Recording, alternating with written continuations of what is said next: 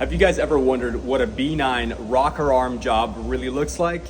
This is basically it. This right here is a 2019 B9 S5. And it's only got 70,000 miles on it, but it's got one big problem. Take a look at these rocker arms on this side. No bearings fell out, everything looks perfect. But when we come to this side, well, that one fell off. And when that rocker arm fell off, it basically destroyed this exhaust camshaft. These camshafts aren't cheap, about $600 to $700 a piece.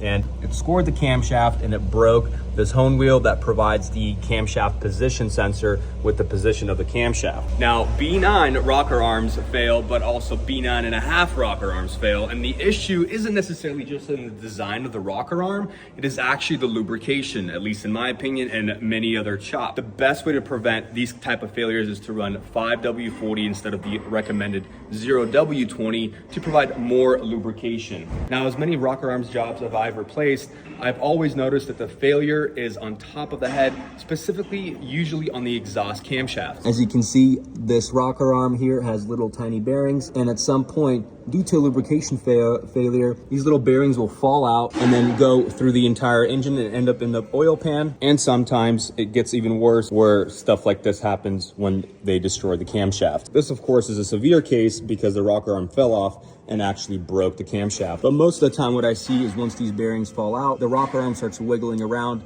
and it scores the camshaft. Now you could pull the engine out. Of course, it might save me a little bit of time, but I like to do these with the engine in the car. And when I do these rocker arm projects, it's very important to stay extremely organized. So I have one table of basically most of my top end components, the ignition system, the fuel system, and of course we're gonna do a full cooling system overhaul in this car. And then I have a separate table that I use for cleaning and the final assembly for the timing components. Here's our brand new camshaft from Audi, and we're gonna have to replace this camshaft with this brand new one and then reassemble everything together. Of course, while we're in here, we have to replace the water pump, thermostat, coolant shut-off valve, all the gaskets, clean up the front of this engine because there's oil leaking from this oil filter housing gasket. So quite a ton of work. And my goal here is for this S5 to run for a long time, so I have to do everything while we're in there. It's also got an absolutely beautiful red interior, and overall, this car is really clean.